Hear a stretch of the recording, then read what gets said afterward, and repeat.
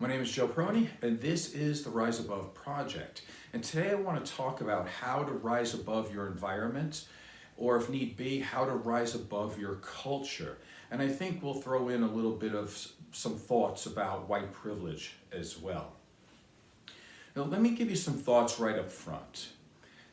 I can understand some Republican point of views where they would say that it's all about personal responsibility and decisions. And I get that. But they also tend to shy away from and ignore the fact that racism exists, stereotyping exists, whether it be implicit or explicit. Now, on the Democrat side, I can buy into the thought that there's definitely racism and stereotyping and prejudice that holds people back. However, I don't think they put enough worth on personal responsibility and taking accountability for people's lives. And I think that's where I would say you have to somewhere meet in the middle. The way I look at it is this.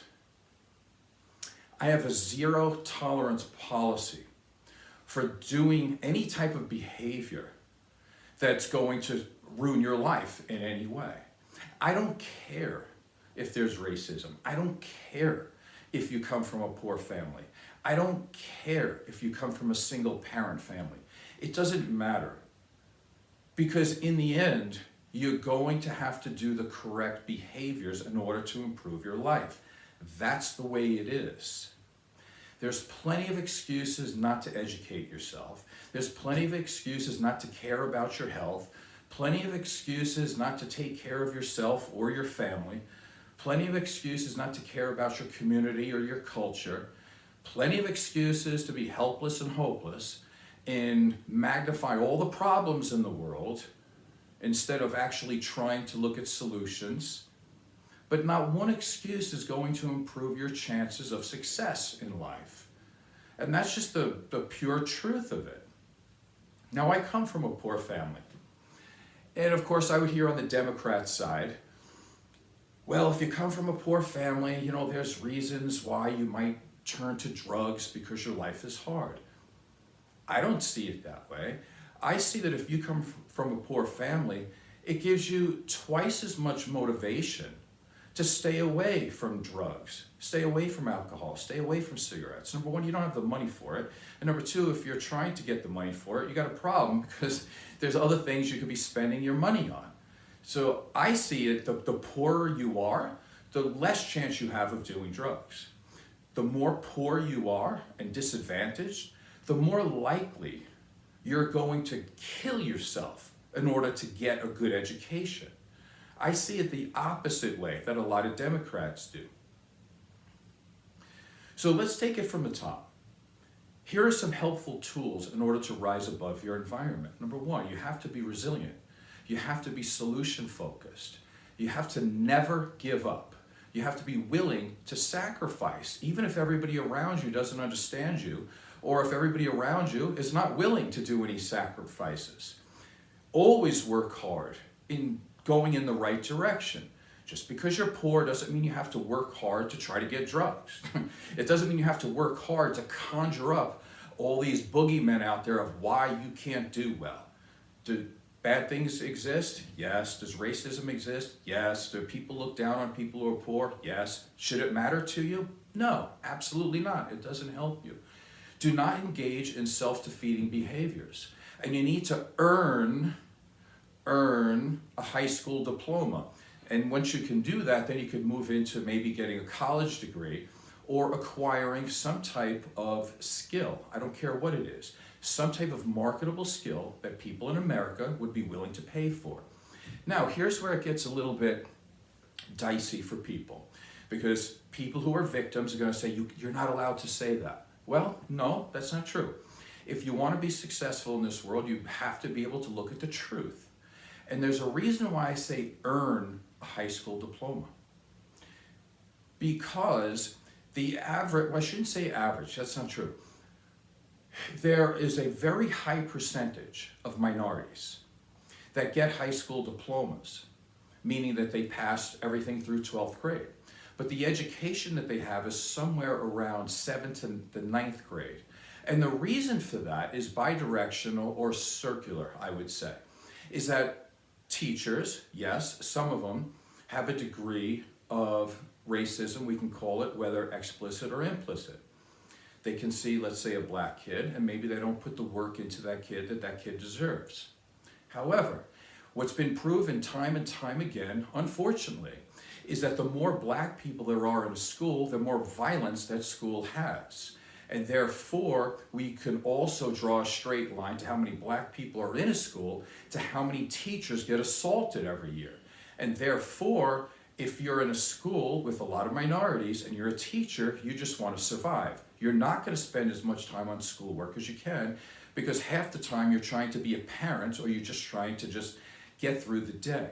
So it's both. Is there racism? Yes, that's a problem. However, is there a problem in the culture?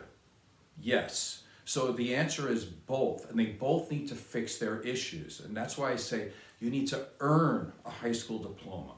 Any child that can't do the work, the appropriate work in order to pass a class, needs to be left back.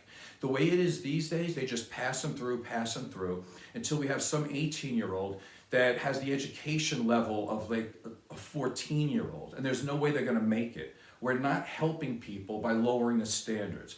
Raise the standards. I don't care if a kid needs to be left back 5 times, so be it. That's the way it needs to be. Fix your culture, fix the individual, whatever it needs to happen, but that person needs to be able to do the appropriate work to get through the appropriate grades. Continuing with that. Very simple thing. Do not have children before marriage. Now, if you don't want to get married, great. If you want to call that a religious thing, that's fine. But you need 2 incomes, and you do need 2 parents to raise a child. I hear it a lot, actually. I'll hear a woman say, well, I can have a baby. I don't need a man. Well, great, but your kid does. And what you're doing is you're setting up to be poor, because that second income is going to be very important. The other part of that is, if you are very young and you have a child, the chances of you being able to work through school and to be able to raise a child, the chances of that go down a lot. It's not saying you can't do it, but why put yourself in that position? So again, no children before marriage. You need to be able to hold a job. No drugs. And I shouldn't have to say this, but obviously I have to, because it does create an environment where people stay in the same culture and they end up being having difficulty getting through life. Do not commit crimes. Now, the other things you want to do is to be able to conform at a certain degree to life. In other words, yeah, we all want to be unique, we all want to be individuals, and I'm all for that. But at some level, we need to conform. There's been a lot of studies out there saying that if you have 2 people with the same exact credentials and the same exact resume, an employer could be prejudicial or racist because they could look at the name. Now, if they see the name and the name is an odd name, what they'll do is they'll go for the person whose name sounds a little bit more towards the normal culture. John, Joe, Mary, Beth, let's say. Now, but if you're looking at 2 equal resumes, and somebody has a resume where they spelled the name wrong on purpose, there's going to be a problem. So somebody would say that that's racist. I can half agree with that. On the other hand, if 2 people are equal, I'm going to go with the person who seems to come from a better background. Now, somebody could say, well, let's, for example, say, well, black culture is whatever. Like, I've seen this. You have one person named Anthony. The other person was supposed to be called Anthony, but they misspell the name and call it Anthony. Now, if you're an employer, who do you think you're going to choose? And somebody would say, well, you're not allowed to be prejudicial towards black culture. But that's not black culture. Up until about 1970, when the Black Panthers were a big thing and this type of thing was happening, they were pushing the thought of use your own words, make up your own names, be part of this counterculture to give a big F you to the white community. And that's fine. I don't even care. I don't represent white community. I just want to, do the right things in the world. However, if you're going to go through life misspelling your name on purpose as some type of political movement, or to make up some weird name that nobody's ever heard, it's going to throw people off. In a capitalistic society, what you want to do is you want to be able to have people respond to you, or a majority of people respond to you in a good manner. And if you're on purpose, you're trying to do things to make yourself even more of a minority, you're going to pay the penalty. Is that wrong? It's probably wrong, but again, who pays the price? So that's a big part of that study that they don't look at, is that the name, if it's not spelled right, it's not going to come across well to an employer. Moving on. So here's a path to multi-generational poverty. Again, we see this a lot, generation after generation, people are poor. To be clear though, even if things are working out correctly and everybody's doing the right thing in a family, it takes about 5 generations to go from a poor family to an upper middle class. So it's very difficult in the United States to move up the ladder. It's not as easy as this American dream is supposed to be. But you can hurt your chances immensely if you have a sense of victimhood, if you believe that poverty is caused by rich people and not your decisions. Multi-generational poverty, it's also caused by blaming others instead of trying to improve your individual choices and you're improving your culture. And also encouraging a culture of drugs, of violence, disrespect of authority, and little to no concern for education, thrift, the law, family. Things like this will definitely cause generational poverty. Let's talk about another subject that's really hard for people to talk about. Again, it's one of those, it's like the third rail, you're not allowed to talk about it. One thing that I completely agree with is that redlining has definitely kept black people down. And if you don't know what redlining is, that's when black people are not allowed to buy houses in certain areas. And this makes sense, right? Because if you want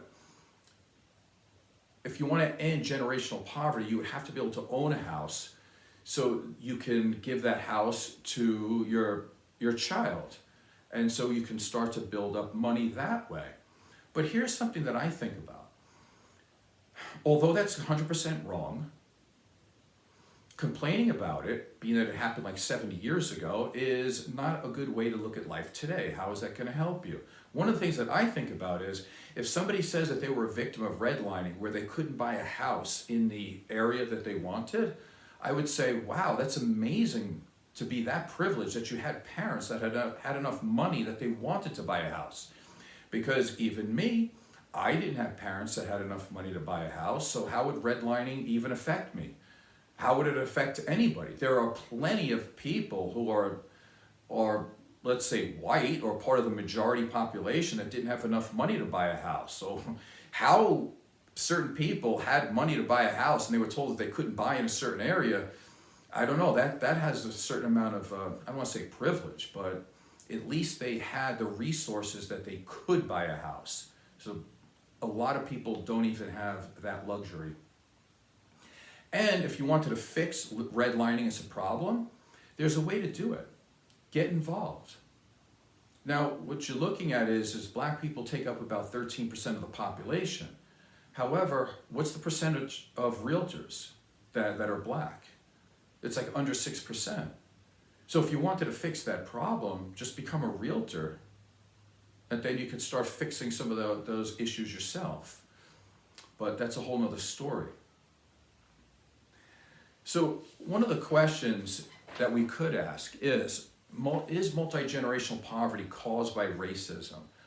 Or is it a result of slavery, which I believe both of that is true. There's a certain percentage of that, it's true. However, is poverty also caused by learned helplessness, the inability to make proper decisions? Is it a lack of willpower, possibly? And I think all of that's also true. So I think all of these are true at some level. We could also question, what is racism in general? Because in a sense, racism is just well, not just, it's a nasty thing, but racism is also a negative assessment of a culture. Now think about that. It's a negative assessment of a whole culture. Now, shouldn't we look at people as individuals? Absolutely. But does everybody kind of prejudge a little bit? Do we have an expectation of certain groups of people? I think most of us do. And it's a natural thing. So how do we improve this? Part of it is to improve the whole culture. So what I want to read here is something that I find interesting, and I think it's going to help make a point. So here's the quote. These people are creating a terrible problem in our cities. They can't or won't hold a job. They flout the law constantly and neglect their children. They drink too much and their moral standards would shame an alley cat. For some reason or other, they absolutely refuse to accommodate themselves to any kind of decent, civilized life. Now, right now, everybody's saying, you can't say that about black people. And I would say that that's true. You should say that about anybody. Let me finish. This was said in 1956 in Indianapolis, not about black people and not about minorities. This was said about poor whites from the South.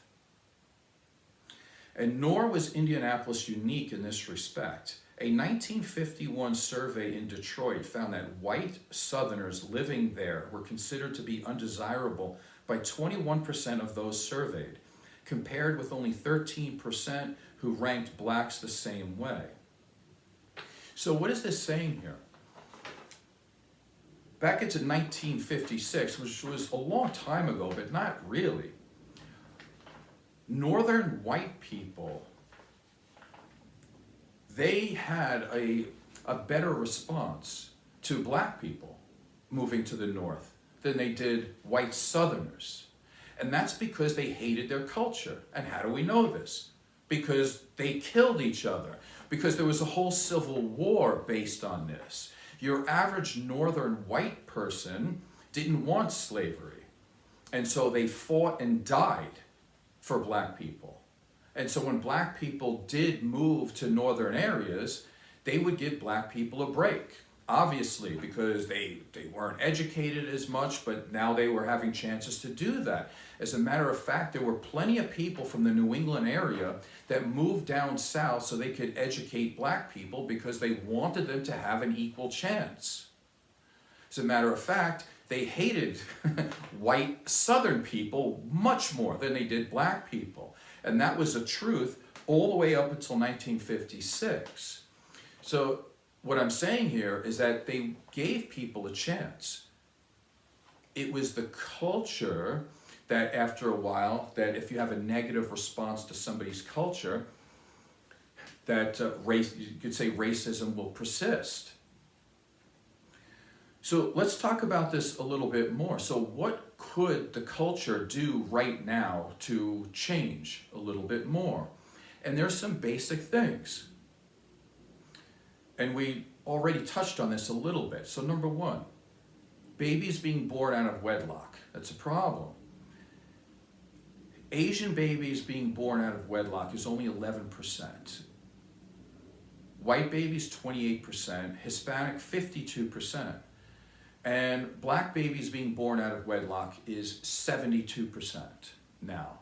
Interestingly enough, though, if you go back to 1960, black babies being born out of wedlock was only about 20%, which was actually less than white people now.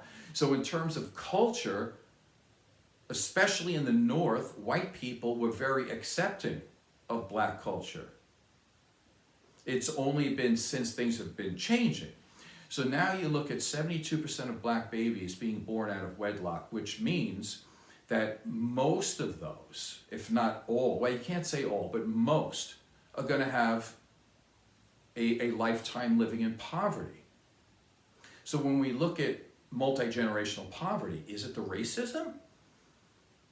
Is it being prejudiced? or is it a very bad decision on the culture's part? Moving on to number 2, let's talk about violence for a second, more specifically homicide. Listen, it's no secret that black people get the worst part of the law. You get a black person and a white person, they commit the same crime, there's a good chance the black person's going to spend more time in jail. It's the way it is, it's not the way it should be, and it's definitely wrong. However, let's look at homicides. That's pretty simple. You have a dead body, and it's a crime, and it's on the rare side where somebody goes to jail for committing a murder that they didn't commit. I'm not saying it doesn't happen, but let's just go with the homicide statistics. Black people take up about 13% of our population, but they're responsible for over 52% of the murders. That's a real problem. So again, is that racism, or is that when you're walking down the street, you want to be safe because you only have one life to live and you don't want to lose it, right? So you need to be hyper vigilant. Who are you going to be hyper vigilant over? It makes sense. If a group of people that take a small section, but yet they're killing most of the people, it would make sense. It's not racism if you're hyper vigilant walking down the street at that point. It means that you're trying to survive. Let's make these numbers a little bit worse, but not on purpose, it just is. Women, for the most part, are not committing these murders, it's men. So when we look at it, it's not even 13% of the public, it's about 6%. So 6% of the population is killing 52% of the people. So if you see that 6% walking down the street, it makes sense that you would be a little bit nervous. Continuing, the number one cause of death among black men is homicide. And when they say the number one cause of young black men, they're saying from birth to 44 years old. I don't consider 44 years old to be young, but for some reason in the stats they do. Now this number is so incredibly high. Again, it's the number one cause of death of black men, is black men killing other black men. Now this number is so high that it's 21 times higher than the homicide rate of white men. Now, I'm not saying it's 21% higher. I'm saying it's 21 times higher. And that's where the difference is when you're looking at a culture of why somebody might show a little bit of prejudice towards that. So again, I think we need to clean up both sides of the streets. Racism is wrong, prejudice is wrong. Murdering people is part of a culture, and I don't care how poor you are, because compared to poor white people, poor Asian people, poor Hispanic people, these numbers don't add up. Black people are still killing people at 20 times the rate of these other groups. So we have to take a look at the culture. Let's take a look at domestic violence. The number one victims of domestic violence are black women. Now, that's saying something about most of their partners, which are black men. But who is the number two victim of domestic violence? That would be black men. So we have black men and black women beating each other up. Again, this is a cultural thing that has nothing to do with racism or prejudice or anything that you want to mention other than the fact that something's wrong with the culture. We can look at this with other people who are also, let's say, poor, and they're not beating each other up and killing each other at the same rates. These things need to change. Now, education, extremely important. Let's look at high school graduation rates. We're looking at Asians at 93% graduation rate, white people 89%, Hispanics at 82%, black people at 80%, and a lot of that 80%, again, they're pushing them through. So again, is it prejudice here? Is it racism? Or is it a culture needs to clean up some of their decisions? Again, it's very difficult stuff to talk about because if you mention it, all of a sudden everybody uses the word racism. But when we look at this, I think it's very important that we look at the facts here and not just yell out words that would try to shut people up. So the question here could be, is it the color of the skin that causes this, which is ridiculous to say, or is it the culture that holds people down? Now, there are ignorant people, right? They can look at a culture and then they'll see the skin color and they attach to it, but they're not attaching the things that are causing the situation, for example. So let's go over some examples here. Again, is it the culture that holds people down? Well, let's look at black immigrants from Africa. Let's look at black immigrants from the Caribbean or other islands. Their crime rate is lower than the black people that come from the United States. Their crime rate is, well, let me go back over that. Yes, their crime rate is lower than black people that are born and raised in the United States. On top of that, their education level is also higher. What's also interesting to note is that black people who are in the military, let's say, and they're serving overseas, and they have children overseas, and they raise their kids on a military base. In other words, they're away from the black American culture. By the time they come back to the United States, they end up having lives where they're on a higher socioeconomic level. And they're more educated. So what's the problem here in saying this? It's that although we're looking at it, it has nothing to do with skin color. It's not racism. It's not that. It has nothing to do with slavery. It has everything to do with the type of culture that's being pushed. Therefore, if you have black people from another country, or they're born in another country, or they have parents in the United States that do not teach this victim mentality and how they are the oppressed versus the oppressor, and they're just told, listen, you need to make the right decision, stay off of drugs, don't have babies, and you need to go to school, just like anybody else in the world, then things turn out well. But if they walk around with an axe to grind, with this sense of victimhood and believing that poverty is caused by the rich guy in the other community, instead of taking responsibility, things don't go very well. So hopefully this wasn't too triggering for anybody out there, but let's just talk about what is. Again, let me say as a final thing here to finish this up. I think Republicans ignore too much that the fact is that there is racism out there, and it does hold people down. And if people aren't mentally strong enough to fight back against it, it can cause lifelong problems and bad behavior, such as crime, such as figuring out that why get educated, and it could move them into, say, drug use or whatever. On the other hand, I think Democrats are completely oblivious to the fact of, yeah, there are bad things in life. We're all going to face some type of prejudice, whatever it is. Not everybody's going to like us. I mean, the thought to be liked by everybody all the time is ridiculous. You can take somebody like, I don't know, for example, Tom Brady has more Super Bowl wins than any other player alive, or dead for that matter. And yet, a lot of people don't like him.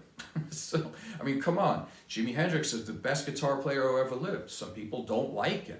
So it's not about always trying to have people like you. You're going to go through life. You're going to have people hold you back. You're going to have people who don't like you. You're going to have people that go out of the way to cause you problems. That's just the way it is. Until you understand that and go through life with some toughness. And the real thing that we need here is mental toughness to go through life and not keep complaining about things that you can't have control over. Somebody wants to be racist, let them be racist. Somebody's going to be prejudiced, let them be prejudiced. But again, if you want to rise above your culture, you want to rise above your environment, you have to do the right things and keep moving forward. And the more right things you do, at some point, things are going to line up for you. That's the way it is. Put your head down, chop wood, do the right things, keep moving, and don't let naysayers and negative people get in your way. And worry about what you're doing. Stop worrying about other people and stop throwing out the word racism every time you don't get what you want. It's just stupid. It doesn't make any sense.